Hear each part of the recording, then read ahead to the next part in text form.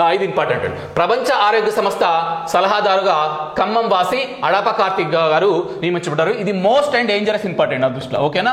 So మన తెలంగాణలో ఖమ్మం నివాసి అయినటువంటి అడాప కార్తిక్ గారిని ఒక వరల్డ్ ఆర్గనైజేషన్ అదేంది ప్రపంచ ఆరోగ్య సంస్థకు సంబంధించిన సలహాదారుగా నియమించడం జరిగింది. ఇది మోస్ట్ ఇంపార్టెంట్. చూద్దాం ఒకసారి.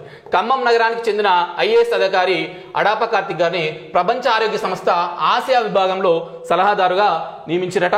ఓకేనా? ఈయన గురించి చూసినట్టయితే ఈయన ఎంబీబీఎస్ చదువుకున్నాడు. 2007లో ఐఏఎస్ టాపర్గా నిలిచిండు. సో తర్వాత ఐఏఎస్ వచ్చిన తర్వాత పంజాబ్ క్యాడర్ తీసుకున్నాడు. అక్కడ వివిధ హోదాలో పనిచేసుకుంటా లాస్ట్కి ఏమైండు ఆరోగ్య శాఖ ప్రత్యేక కార్యదర్శి హోదాలో పనిచేసిండు.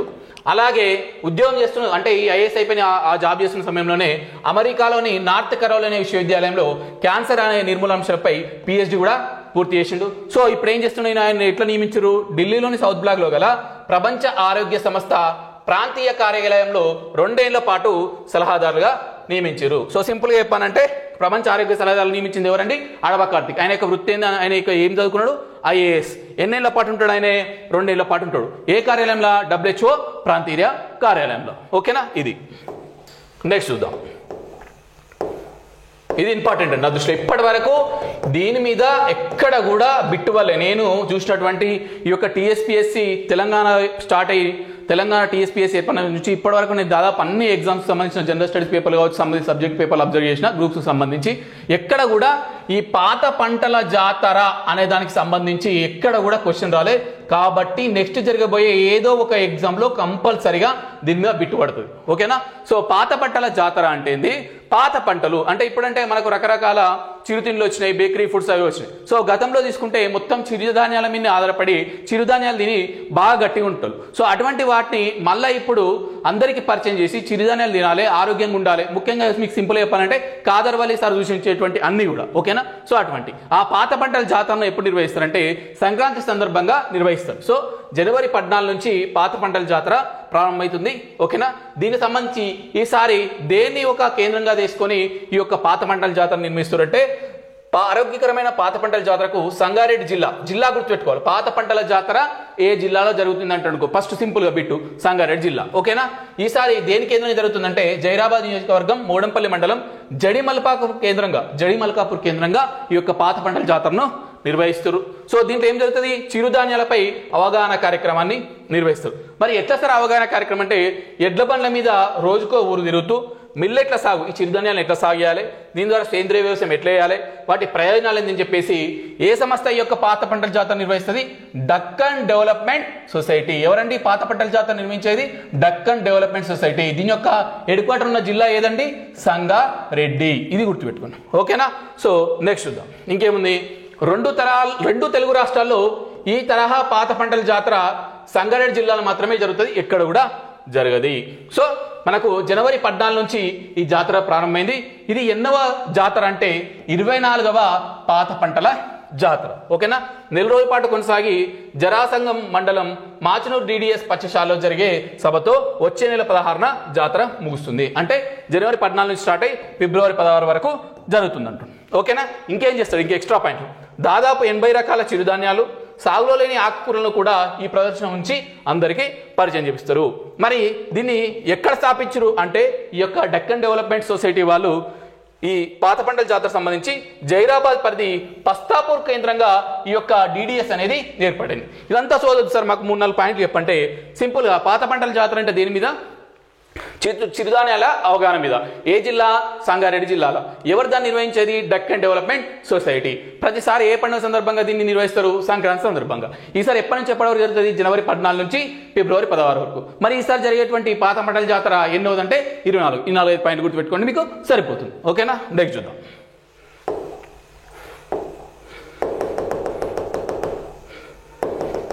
ఇక మళ్ళీ డైరెక్ట్ బ్యాక్ వచ్చేస్తున్నా. కొద్దిగా నాకు ఇంపార్టెంట్ అనిపించినవి ఫస్ట్ చెప్పేసిన, మిగిలిన వరుసగా చూసుకుంటుందాం. ఓకేనా? సో టీ రైడ్ ప్రపంచ సవారీ ఓకేనా. టీ రైడ్ అనేది ఒక స్టార్టప్ అండి. ఓకేనా, ఒకసారి చూద్దాం. హైదరాబాద్ టీ హబ్ కేంద్రంగా పనిచేస్తున్న అంకుర సంస్థ అంటే స్టార్టప్ అనేది ఒక టీ రైడ్. ఈ టీ రైడ్ అనేది 2024 గ్లోబల్ స్టార్టప్ హీట్ మ్యాప్ లో చోటు సంపాదించుకుంది. 2024 గ్లోబల్ స్టార్టప్ హీట్ మ్యాప్ లో హైదరాబాద్ నుంచి ఒక స్టార్టప్ ఎంపిక చేసినది ఏంటండి మరి టీ రైడ్. మరి టీ రైడ్ స్టార్టప్ దేనికోసం పనిచేస్తుంది అంటే ఇది ఎలక్ట్రిక్ వాహనాలకు సంబంధించి బ్యాటరీల నిర్వహణకు సంబంధించి ఈ యొక్క టీ రైడ్ యాప్ను ఈ స్టార్టప్ అనేది డెవలప్ చేశారు. జనరల్ గా ఎలక్ట్రిక్ వాహనాలపై మనకు సాఫ్ట్వేర్ సంబంధించిన సంస్థలు అంటే ఎలక్ట్రిక్ వాహనాలు అంటే అలా 2 రకాల సంస్థలు ఉంటాయి. హార్డ్వేర్ మీద పనిచేసే స్టార్టప్స్ ఉంటాయి, సాఫ్ట్వేర్ మీద పనిచేసేటువంటి స్టార్టప్స్ ఉంటాయి. సో అందులో సాఫ్ట్వేర్ మీద పనిచేసేటి చాలా తక్కువ డేటా పరిమితం అంటుంది. ఓకేనా. సో అందులో మళ్ళీ బ్యాటరీ ఇంటెలిజెన్స్ అంటే దానికి సంబంధించిన బ్యాటరీ విషయాలకు సంబంధించిన వాటి మీద పనిచేసేటి ఇంకా తక్కువ ఉంటుంది. అట్లా ఆ టీ రైడ్ అనేది ఎలా సెలెక్ట్ అయిందట 2024 గ్లోబల్ స్టార్టప్ హీట్ మ్యాప్ లో సెలెక్ట్ అయింది. ఎక్కడి నుంచి? హైదరాబాద్ కేంద్రంగా టీ హబ్ కేంద్రంగా పనిచేస్తుంది. మరి ఈ టీ రైడ్ వాళ్ళు ఏమేం చేశారంటే సో వీటిలో టీ రైడ్ ఇటు వాహన యజమానికి అటు కంపెనీకి ఉపయోగపడేలా ఇంటర్నెట్ ఆఫ్ థింగ్స్ ద్వారా పనిచేసే సెన్సార్లను ఓకేనా ఐఓటీ అంటే ఇదంతా టెక్నాలజీ సంబంధించిన మ్యాటర్ ఇంటర్నెట్ ఆఫ్ థింగ్స్ ద్వారా పనిచేసే సెన్సర్లను టీ రైడ్ తయారు చేస్తుంది. అట్లే వీళ్ళు హార్డ్వేర్ను డిజైన్ చేసినట్ట ఎలక్ట్రానిక్ వెహికల్ సంబంధించి సాఫ్ట్వేర్ని కూడా రూపొందించిందట. మరి ఎగ్జాక్ట్ ఈ టీ రైడ్ యొక్క స్టార్టప్ ఏమేమి పనిచేస్తారో ఇక్కడ రాసింది చూడండి. టైర్లో గాలి ఎంత ఉంది, బ్యాటరీ ఇంకా ఎన్ని కిలోమీటర్లు వస్తుంది, ఎంత వేగంతో వెళ్తే మిగిలిన ఛార్జింగ్తో గమ్యస్థానం చేర్చొచ్చు, ఇటువంటి అన్ని విషయాలు కూడా వాళ్ళు రూపొందించిన టీ రైడ్ స్టార్టప్ల సాఫ్ట్వేర్ స్టార్టప్లు ఉంటాయి. సో మనం పోయినప్పుడు ఇంకెంత దూరం ఛార్జింగ్ వస్తుంది, ఎంత స్పీడ్తో పోవాలి, టైర్లు ఎంత గాలి ఉంది, ఇవన్నీ విషయాలు కూడా వీళ్ళు విడుదల చేసినటువంటి స్టార్టప్లో వాళ్ళు అవన్నీ ప్రోగ్రామింగ్ చేయడం జరిగింది. సో మీకు అదంతా కాకుండా కూడా సింపుల్గా కావాలంటే టీ రైడ్ అనేది ఒక స్టార్టప్. దీనికి దేంట్లో స్థానం సంపాదించారండి 2024 గ్లోబల్ స్టార్టప్ హీట్ మ్యాప్లో చోటు సంపాదించారు. దీన్ని సెలెక్ట్ చేసినటువంటి సంస్థ ఏంటంటే స్టార్ట్ యాజ్ ఇన్సైట్ అనే సంస్థ.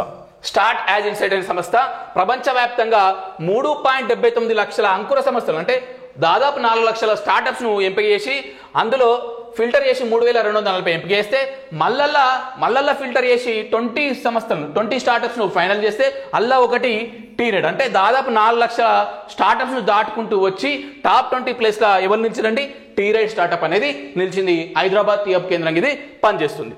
ఓకేనా. నెక్స్ట్ చూద్దాం.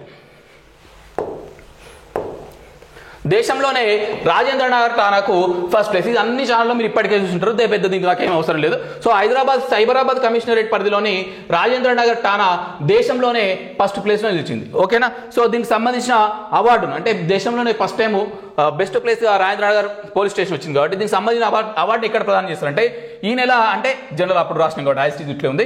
ఈ జనవరి 5న జైపూర్లో జరిగేటువంటి డీజీపీల కాన్ఫరెన్స్ అంటే అన్ని రాష్ట్రాల డీజీపీలకు సంబంధించిన కాన్ఫరెన్స్ ఒకటి జరుగుతుంది.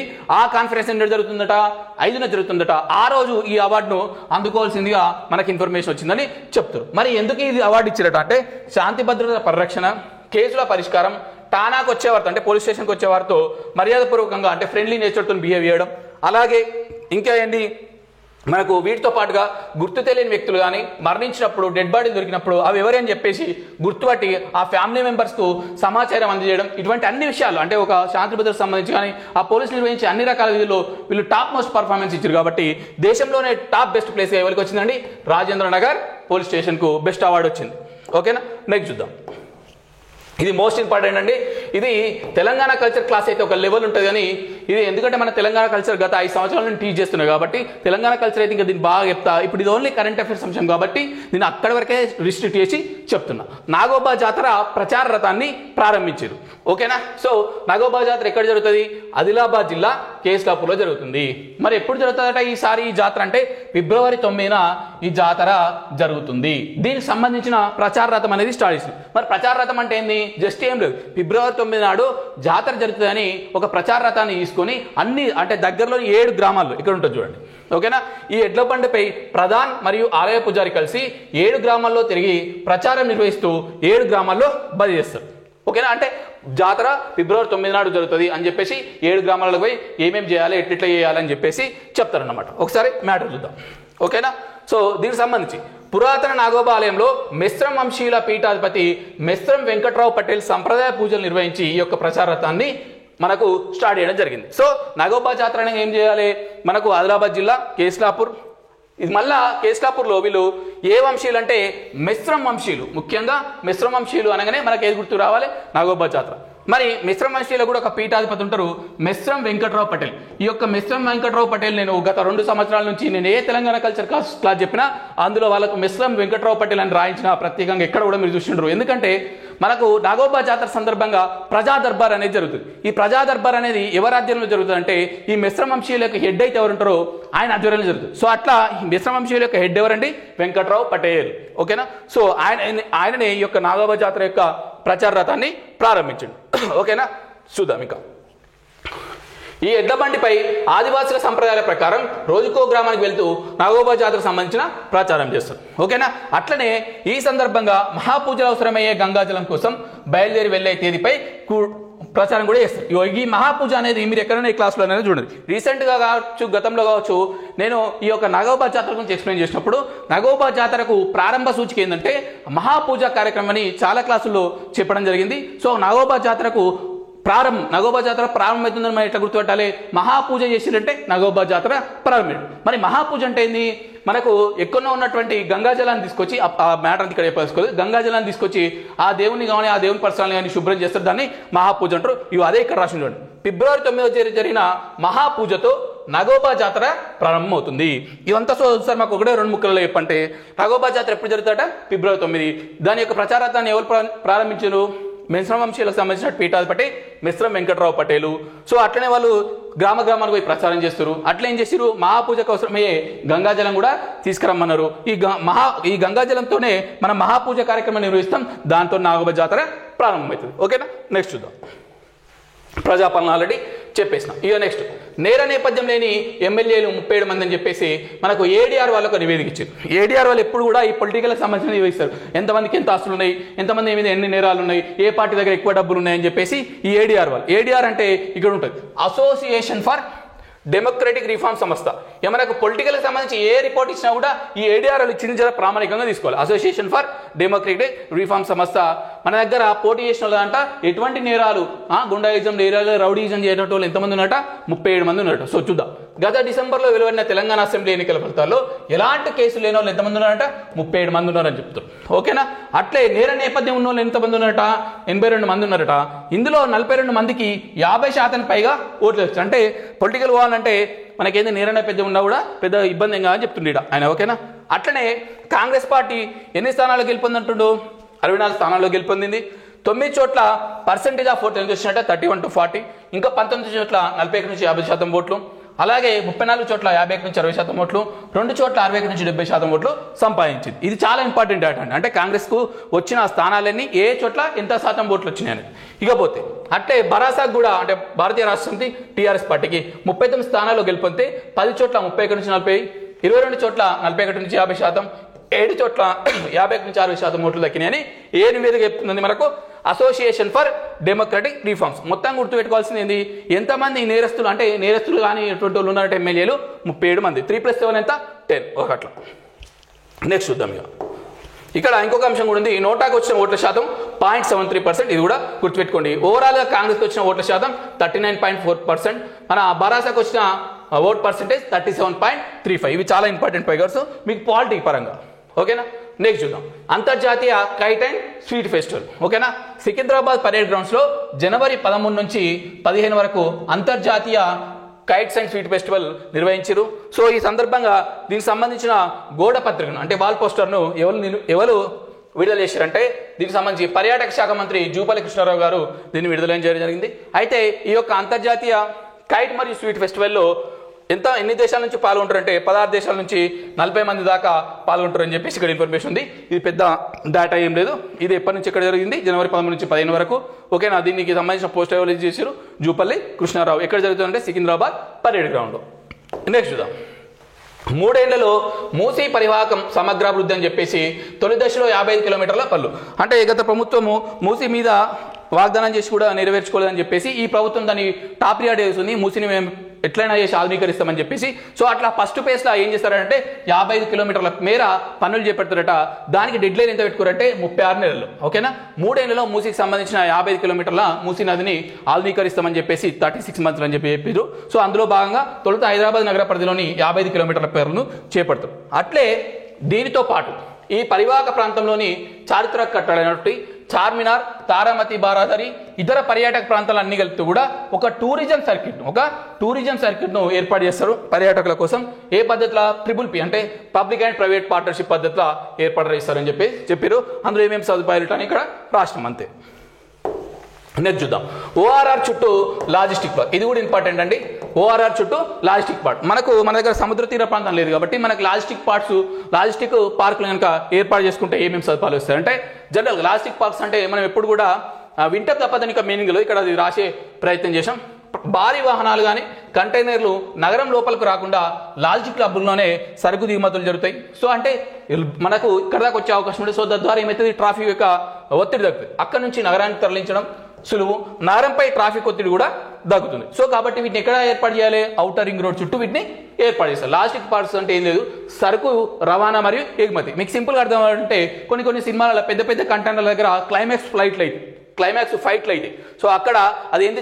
Nothing but logistic parks.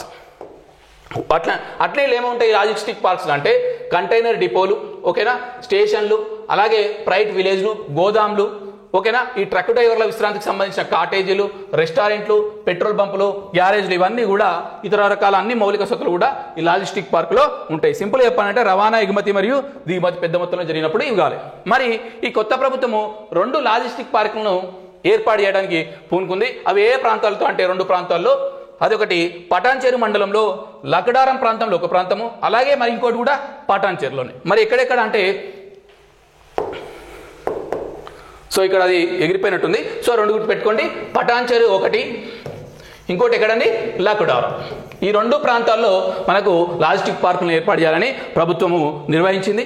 Okay, so ఇక్కడ రాసిన ఓకేనా, design, build, finance, operate, transfer విధానంలో వీటిని నిర్మించేందుకు లకడారంలోని సర్వే నంబర్ 738లో 101 ఎకరాల ఒక లాజిస్టిక్ పార్క్, అలాగే పటాన్చేరు సర్వే నంబర్ 639లో 29 ఎకరాల్లో ఇంకొక దాన్ని కూడా ఈ యొక్క లాజిస్టిక్ పార్క్ను నిర్మిస్తారు. ఎక్కడెక్కడ?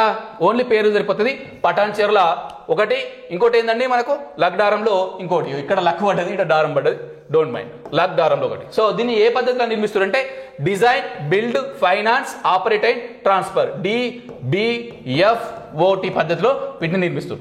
ఆల్రెడీ మనకి చదవనే గుర్తుకు రావాలి. మరి గతంలో మనకు తెలంగాణ రాష్ట్రంలో ఎక్కడన్నా మనకు లాజిస్టిక్ పార్క్స్ ఉన్నాయంటే మీకు అందరికీ తెలిసిందే, బాటసింగారం మరియు మంగళంపల్లిలో ఇదివరకు మనకు 2 లాజిస్టిక్ పార్కులు ఉన్నాయి. ఓకేనా, నెక్స్ట్ చూద్దాం. కేసీఆర్ పేరు మార్పు. ఎందుకంటే ఇప్పుడు కేసీఆర్ అనేది ఒక వ్యక్తి పేరు. ప్రభుత్వానికి సంబంధించిన PM పేరు మీద, CM పేరు మీద ఉంటే జనరల్గా ఏ యొక్క పేరునైనా వచ్చిన ప్రభుత్వం మార్చదు. అంటే ఆ యొక్క స్కీమ్ పేరు చీఫ్ మినిస్టర్ అనో ప్రైమ్ మినిస్టర్ అంటే పేరు మార్చరు. ఎందుకంటే అది పోస్ట్ మీదకి. ఇది ఒక వ్యక్తి పేరు మీద కాబట్టి ఇప్పుడున్న కాంగ్రెస్ ప్రభుత్వము ఈ యొక్క కేసీఆర్ కిట్ పేరును మార్చింది. సో కాంగ్రెస్ సర్కార్ కేసీఆర్ కిట్ పథకం పేరును మారుస్తూ నిర్ణయం తీసుకుంది. దీనికి ఏమని పేరు పెట్టిందంటే మాతా శిశు ఆరోగ్యంగా పేరు మారుస్తున్నట్లు తెలంగాణ ఆరోగ్య శాఖ తెలిపింది. ఓకేనా, నెక్స్ట్ చూద్దాం. తెలంగాణ షూటర్ ఇషా సింగ్ అదరగొట్టింది. ఏం లేదు, ఈ తెలంగాణ షూటర్ ఏం పేరండి? ఒక పేరు సరిపోతుంది. ఇషా సింగ్ అనేట ఆమె ప్యారిస్లో జరిగే ఒలింపిక్స్కు సెలెక్ట్ అయింది. అంటే అక్కడ పార్టిసిపేట్ చేసి వచ్చని చెప్పేసి. ఓకేనా, ఇక్కడ ఒలింపిక్స్లో పార్టిసిపేట్ చేయాలన్నా కూడా మళ్ళీ ముందు కొన్ని గేమ్స్ నిర్వహిస్తారు.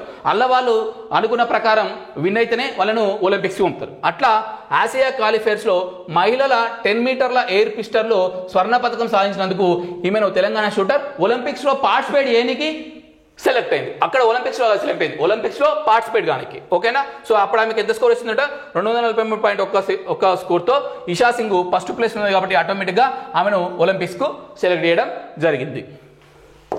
నెక్స్ట్ చూద్దాం. ఇదంతా మన కనెక్ట్ అయ్యేది. మనం జనరల్గా మన ఛానల్ మొదలుపెట్టి క్లిక్ అయిన మన ఛానల్ తెలంగాణ ప్రభుత్వ మ్యాగజైన్ విడుదల చేసినటువంటి తెలంగాణ మాసపత్రికతో, అవునా కదా? సో దాని మీద మనం 3-4 మంత్ల వీడియోలు చేసాం. ఆ తెలంగాణ మాసపత్రిక ప్రధాన సంపాదకుడిగా సుబ్రహ్మణ్య శాస్త్రి గారిని ప్రభుత్వం నియమించింది. అయితే ప్రస్తుతం ఆయన అదే పత్రికలో కార్యనిర్వాహక సంపాదకుడిగా కొనసాగుతున్నారు. ఇప్పుడు ఆయన ఏమైంది? ప్రధాన సంపాదకుడు చేసాడు. కార్యనిర్వాహక సంపాదకుడి నుంచి ప్రధాన సంపాదకుడు అంటే చీఫ్ ఎడిటర్గా నియమించింది. ఎవరినండి? సుబ్రహ్మణ్య శాస్త్రి. ఏ పత్రికకు? తెలంగాణ ప్రభుత్వం అఫీషియల్ గా రిలీజ్ చేసినటువంటి తెలంగాణ మాసపత్రికకు. సో ఇది జనవరి 14 నుంచి పాతపడల జాతర అయిపోయింది. నెక్స్ట్ తెలంగాణ రాష్ట్ర సైబర్ సెక్యూరిటీ బ్యూరో. దీని మీద కంపల్సరీ బిట్ పడతాయండి. ఎట్లా పడతాయంటే దీన్ని వాళ్ళు ఇస్తారు. TSCSB చిన్న ఉన్నట్టుంది. TSCSBని విస్తరించండి అంటాడు. ఓకేనా, TSCSBని విస్తరించమన్నప్పుడు ఏం గుర్తుపెట్టుకోవాలి? Telangana state cyber security bureau. అంటే సైబర్ సెక్యూరిటీ బ్యూరో అనేది మంచిగా పనిచేస్తుందని ఒక వార్తా కథనం వచ్చింది. సైబర్ సెక్యూరిటీ అంటే మీకు తెలిసే ఉంటుంది. కొంతమంది ఈ లింక్ పంపి ఆ లింక్ పంపి పాస్వర్డ్ చెప్పు ఓటీపీలు చెప్పిన వాళ్ళ అకౌంట్లోకి డబ్బులు మాయమవుతాయి. సో అటువంటి వాళ్ళ నుంచి వాళ్ళు కంప్లైంట్ ఇస్తే మళ్ళీ డబ్బులు రికవరీ చేసి సంబంధంలోకి ఇవ్వడంలో ఈ యొక్క తెలంగాణ రాష్ట్ర సైబర్ సెక్యూరిటీ బ్యూరో అనేది మస్తు పనిచేస్తుందని చెప్పేసి ఒక వార్తా కథనం వచ్చింది. చూద్దాం. ఎక్కడి దర్యాప్తు సంస్థలైనా తమ రాష్ట్రంలో నమోదయ్యే కేసులకే ప్రియారిటీ ఇస్తాయి. కానీ ఇది మన రాష్ట్రంతో పాటు ఇతర రాష్ట్రాల దర్యాప్తు సంస్థలతో కూడా మంచిగా వాళ్ళతోని చేస్తుందట. ఎందుకంటే ఇతర రాష్ట్రాలకు సంబంధించిన 58,446 క్రైమ్స్ని వాళ్ళకు పంపించిందట. అంటే ఏ స్టేట్లో అయితే మనకు వచ్చిందనుకో రిపోర్టు, ఇది మాది కాదండి, మీరు దీని మీద చర్య తీసుకొని చెప్పేసి వాళ్ళకి సంబంధించిన సైబర్ క్రైమ్ రిపోర్ట్స్ను వాళ్ళు పంపించారు. ఇకపోతే తమ దృష్టికి వచ్చిన సమాచారం గనక ఇతర రాష్ట్రాల్లో నేరాలకు సంబంధించిన వారైతే వారికి చేరవస్తుంది. ఆల్రెడీ చెప్పిన ఓకేనా. అట్లా 8 నెలల్లో 58,446 క్లైమింగ్ సంవత్సరాన్ని వేరే రాష్ట్రాల వారికి అందించింది. ఓకేనా. దేశవ్యాప్తంగా సైబర్ నేరాలు హెచ్చరిల్లుతుండటంతో వాటి ఛేదన నియంత్రణ కోసం కేంద్ర హోంశాఖ ఒకదాన్ని తీసుకొచ్చిందో ఇది బాగా ఇంపార్టెంట్. ఓకేనా. Citizen financial cyber fraud report and managing system. Citizen financial cyber fraud report and management సిస్టమ్ను అనే పోర్టల్ తీసుకొచ్చింది. దేనికోసము? సైబర్ నేరాల నియంత్రణ కోసం. ఈ పోర్టల్ ఒకసారి గుర్తుపెట్టుకునే ప్రయత్నం చేయండి. ఒకసారి 2 సార్లు చదివితే అదే వచ్చేస్తుంది. ఓకేనా. సో దీనిలో భాగంగా మనం ఏ నెంబర్ డయల్ చేయాలి? మన సైబర్ సంబంధించిన నేరం జరిగితే మన అకౌంట్ డబ్బులు మ్యారేజ్ అయితే 1930 నంబర్కి 1930కి ఫోన్ చేయాలి. సో అట్లా ఈ పోర్టల్ను సమర్థంగా వినియోగించడంలో ముందు వరుసలో నిలవడం ద్వారా తెలంగాణ సైబర్ సెక్యూరిటీ బ్యూరో అనేది విజయవంతంగా పనిచేసిందని చెప్తుంది. సో మీకు ఓవరాల్గా కావాలంటే Telangana state cyber security bureau అనేది బాగా పనిచేస్తుంది. సైబర్ నేరాలకు సంబంధించి 58,446 కేసులు వేరే రాష్ట్ర వాళ్ళకి ఇచ్చింది. అంటే ఎవరైనా వాళ్ళ నేరాలు వాళ్ళే సమీక్షించుకుంటారు. కానీ మన దగ్గరకు వేరే రాష్ట్రం కేసు వచ్చినప్పుడు ఇది మా కేసు కాదని చెప్పేసి వాళ్ళకి ఇచ్చింది. సో దానిలో భాగంగా బాగా పనిచేస్తున్నారు. అట్లనే ఈ యొక్క పోర్టల్ ఏదైతుందో citizen financial cyber fraud reporting and management system కూడా సమర్థవంతంగా నిర్వహిస్తుందని చెప్పేసి చెప్తున్నారు. ఓకేనా. ఇలా ఒక రాష్ట్రం నుంచి పోర్టల్కు అందిన ఫిర్యాదుల్లో ఎక్కువ ఎఫ్ఐఆర్లు నమోదు చేసింది కూడా తెలంగాణ అన్నట. ఓకేనా. మొత్తం ఫిర్యాదుల్లో దాదాపు 16% మన దగ్గరనే ఉన్నాయి. దేశవ్యాప్తంగా యొక్క సగటు 2.5. అంటే ఎఫ్ఐఆర్లు చేయడంలో కూడా తెలంగాణ స్టేటు ఫస్ట్ ఉందని చెప్పేసి అంటున్నాడు. ఓకేనా. ఇది ఓవరాల్గా మనకు జనవరి 1 నుంచి